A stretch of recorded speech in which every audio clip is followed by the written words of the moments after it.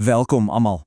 Vandag duik ons in 'n regte mediese speurverhaal in, 'n raaisel wat selfs die beste dokter soms kopkrap gee. So, stel jou gou hierdie prentjie voor. 'n Jong, topfikse atleet, reg in die vleur van hulle lewe. En dan, skielik uit die bloute, lamleggende pyn in die been tydens oefening. Hoe op aarde is dit moontlik as jy mos piekfyn gesond is? Dis die groot vraag wat ons vandag gaan probeer beantwoord.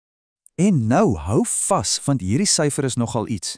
60% tot 60% van jong mense wat daai tipe beenpyn kry wanneer hulle oefen. Dokters noem dit claudikasie. Dis maar net 'n fancy woord vir pyn omdat daar nie genoeg bloed deurkom nie. Wel, tot 60% van hulle ly aan 'n toestand wat ongelooflik gereeld misgekyk word. Goed, so kom ons kyk 'n bietjie dieper. As ons van slagaarprobleme hoor, dink ons gewoonlik dadelik aan die ou bekende, aterosklerose, daai gedenkplaat wat in die are van ouer mense ophou. Maar in die geval van ons jong atleet, is dit glad nie die storie nie. Nee, hier kyk ons na twee heeltemal ander, baie vreemder verdagtes, struktuurlike probleme wat in jong gesonde mense skuil. En dit bring ons dan by verdagte nommer 1, die naam is 'n mondvol, popliteale arterie vasvangingssindroom, of sommer net PAS. Moenie dat die naam jou afskrik nie. Dit beteken eintlik maar net dat die hoofslagaar agter jou knie, die sogenaamde popliteale slagaar, letterlik vasgevang of afgeknyp word. En hier's die ding, dis so algemeen onder mense wat aktief is, dat dit die bynaam drafsiekte gekry het. Dis eintlik nogal ironies, né? Dit tref juist die mense wat ons as die heel gesondste beskou. Wat vir my fascinerend is dat hierdie raaisel eintlik al vir meer as 100 jaar reg onder ons neuse is. Kyk hier, die anatomiese foutjie is al in 1879 raak gesien, maar dit het eers in 1965 sy amptelike groot naam gekry. OK, so hoe werk dit nou presies? Wel, die maklikste manier om jou aan te dink is soos 'n geknakte tuinslang. Stel jou voor, daar's 'n tuinslang agter jou knie en elke keer as jy beweeg, trap 'n spier of 'n pees daarop en knak dit. Die bloedvloei word dan afgesny, veral wanneer jy oefen. En hierdie vasvang kan op 'n hele paar maniere gebeur. Soos by tipe 1, vat die slagaar sommer net 'n verkeerde roete om 'n normale spier. Of by tipe 2, heg die spier self op die verkeerde plek vas en knyp so die slagaar toe. Dan kry jy tipe 3, waar 'n ekstra spiertjie of 'n veselagtige band die boosdoener is. Dit is alles klein variasies in hoe ons aan mekaar gesit is. Jy weet wat uiteindelik groot, pynlike probleme kan veroorsaak. Maar die een wat dokters regtig laat kopkrap, is tipe 6. Dis die funksionele tipe. Hier's die ding. Op 'n skandering lyk alles doodnormaal. Die anatomie is perfek. Die probleem kom eers voor wanneer daai atleet begin oefen. Hulle goed ontwikkelde spiere swel op en druk dan die slagaar toe. En jy kan jouself indink, dit maak dit ongelooflik moeilik om op te spoor.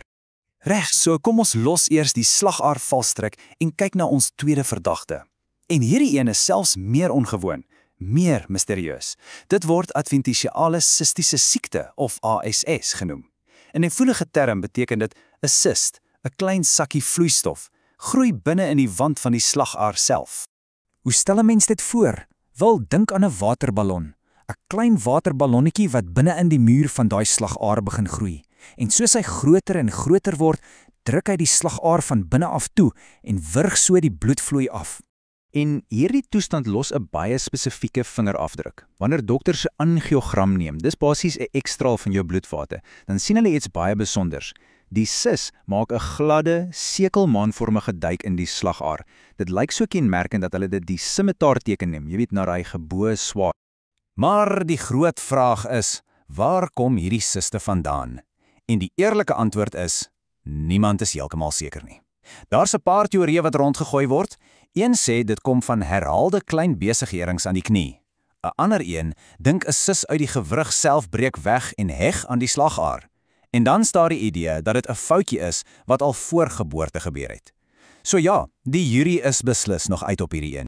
Goed, so nou het ons twee verdagtes, die slagaarvalstrik en die verskekte sis. Nou begin die ware speurwerk. Hoe vind 'n dokter uit watter een van die twee die skuldige is? En hier is waar die leidrade regtig begin uitstaan. Kom ons kyk gou na die verskille. Ouderdom is 'n groot een. PAS, die valstryk, sien ons meestal by jonger mense. ASS, die sist, is meer algemeen by mense in hul 40's. Dan staan die fisiese toets.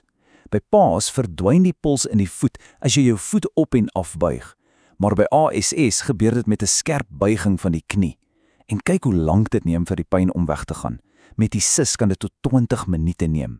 En natuurlik, die skanderings vertel die laaste deel van die storie. Wys die drukking van buite af of van binne af. Reg so, die diagnose is gemaak, die skuldige is geïdentifiseer. Wat nou? Hoe kry ons atleet weer terug op die veld? Vir die slagaarvalstrik PAS is die plan redelik reguit. Eers kyk die chirurg hoe die slagaar lyk. As die slagaar self nog gesond is dit maklik. Hulle gaan net in en maak daai spier of pees los wat die knyp veroorsaak. Maar as die jarelange drukking die slagaar beskadig het, dan moet hulle twee dinge doen. Maak die valstrik los en herstel of omseil daai beskadigde stukkie slagaar. En wat van die versteekte sist? Wel, hier is die doel om daai waterballon te ontlont. As die slagaar nog redelik oop is, kan die chirurg net die inhoud van die sist verwyder. Maar as die slagaar heeltemal toegedruk is, dan is 'n groter operasie nodig. Hulle moet daai hele stukkie slagaar uitsny en dit met 'n oorplanting vervang. En hierdie syfers wys presies hoekom daardie groter operasie dikwels die beste opsie is. Kyk gou hier. As jy net die sis met 'n naald dreineer of selfs chirurgies oopmaak, is daar 'n 15 tot 20% kans dat dit weer gaan terugkom. Dis nogal hoog. Maar as jy daai hele stuk slagader uitsny, dan daal die kans dat dit terugkom na minder as 10%. Dis 'n groot verskil. So, wat is die groot wegneempunt uit dit alles? Dis eintlik eenvoudig. As 'n jong, fiks persoon aanhou kla oor beenpyn wat net tydens oefening opduik, moenie net aanneem dis 'n spier wat gerek is nie. Die antwoord is nie altyd so eenvoudig nie. Die probleem kan baie dieper lê. En dit los ons met een laaste belangrike vraag om oor te dink. Daai knadende, klein sportbesering wat net nie wil gesond word nie, kan dit dalk 'n teken wees van 'n dieper, weggesteekte, strukturele probleem. Die les hier is, as iets nie reg voel nie, is dit dalk die moeite werd om 'n bietjie dieper te grawe.